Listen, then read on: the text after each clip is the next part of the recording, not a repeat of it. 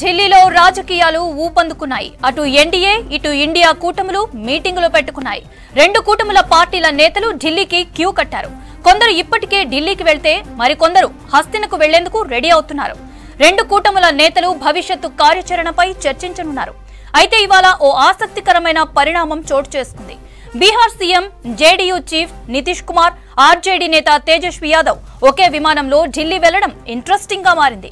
వేరువేరు కూటముల నేతలు ఒకే special flight లో వెళ్లడం ఢిల్లీ రాజకీయాల్లో చర్చనీయాంశంగా మారింది.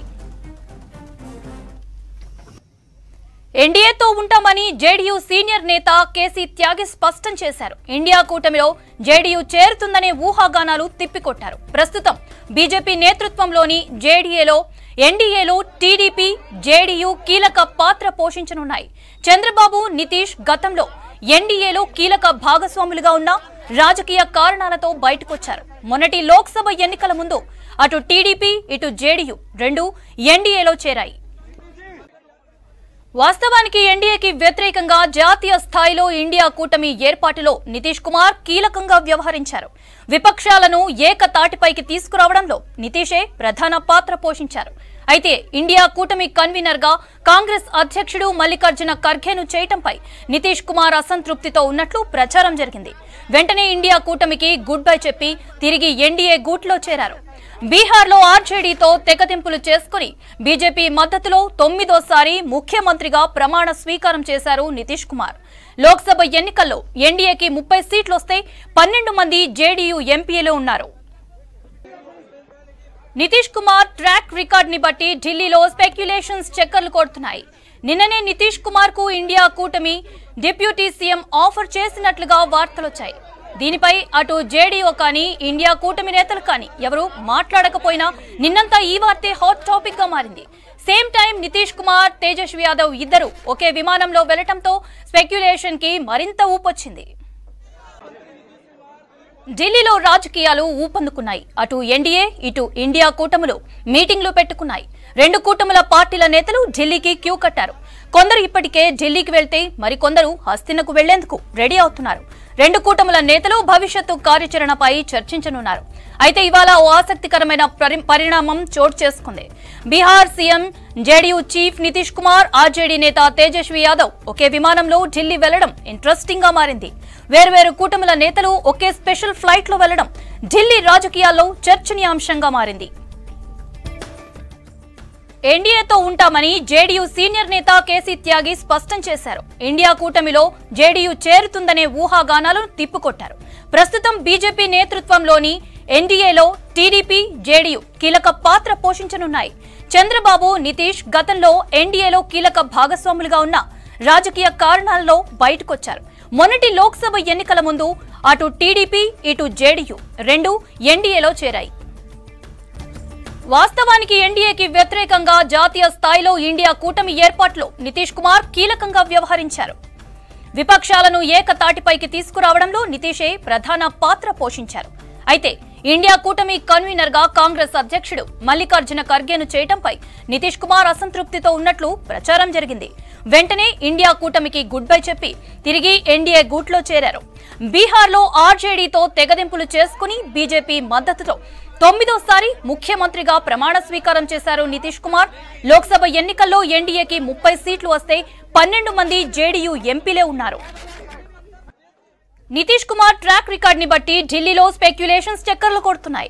నిన్ననే నితీష్ కుమార్ కు ఇండియా కూటమి డిప్యూటీ పీఎం ఆఫర్ ఇచ్చినట్లుగా వార్తలొచ్చాయి. దీనిపైన అటు జేడీయూ కానీ ఇటు ఇండియా కూటమి నేతలు కానీ ఎవరూ మాట్లాడకపోయినా నిన్నంతా ఈ వార్తే హాట్ టాపిక్ గా మారింది. సేమ్ టైం నితీష్ కుమార్, తేజస్వి యాదవ్ ఇద్దరు ఒకే విమానంలో వెళ్లడంతో స్పెక్యులేషన్ కి మరింత ఊపొచ్చింది.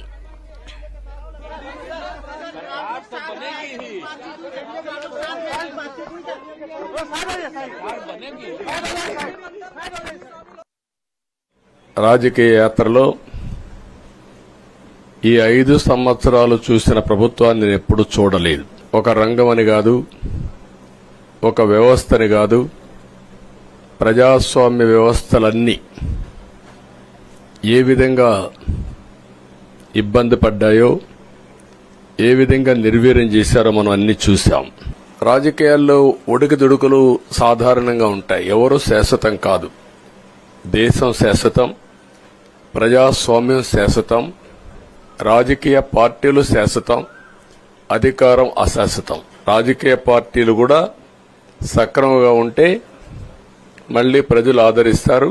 కానీ ఇంత హిస్టారికల్ ఎలక్షన్ నేను ఎప్పుడు చూడలా. అనేక ఎన్నికల్లో అనేక అనుభూతులు చూశాం. కానీ మేము అన్ని ఎన్నికల కంటే ఇది ఒక తెలుగుదేశం పార్టీ చరిత్రలో, ఆంధ్రప్రదేశ్ రాష్ట్ర ప్రజల చరిత్రలో సువర్ణాక్షరాలతో లిఖించదగ్గ ఎన్నిక. ఇది ఒక హిస్టారికల్ ఎన్నిక. అదే మరి బీజేపీ అగ్రనాయకత్వాన్ని నరేంద్ర మోడీ గారిని, అమిత్ షా గారిని, ఇక్కడికి వచ్చిన అబ్జర్వర్స్ ని, ఇక్కడుండే పార్టీ అధ్యక్షురాలైనటువంటి పురంధేశ్వరి గారిని మనస్ఫూర్తిగా అభినందిస్తున్నా. We are in NDA. I'm going for NDA meeting.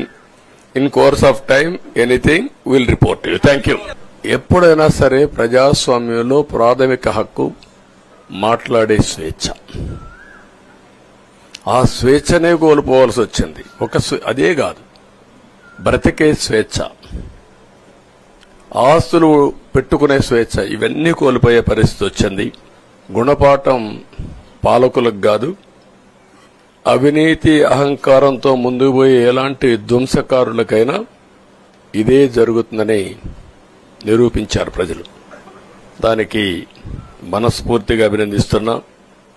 అదే సమయంలో 5 సంవత్సరాలు మా కార్యకర్తల పడిన ఇబ్బందులు, చాలా మంది స్లీప్లెస్ నైట్స్, ముగ్గురం కలిసి పనిచేశాం, బేషిజాలు ఎక్కడా లేకుండా. మేము ఏదైతే చెప్పామో ప్రజలు గెలవాలి, రాష్ట్రం నిలబడాలి, దీనికోసం పై స్థాయి నుంచి, ఢిల్లీ నుంచి వచ్చినటువంటి బీజేపీ నాయకులు గాని, ప్రధానమంత్రి అమిత్ షా గారు గాని,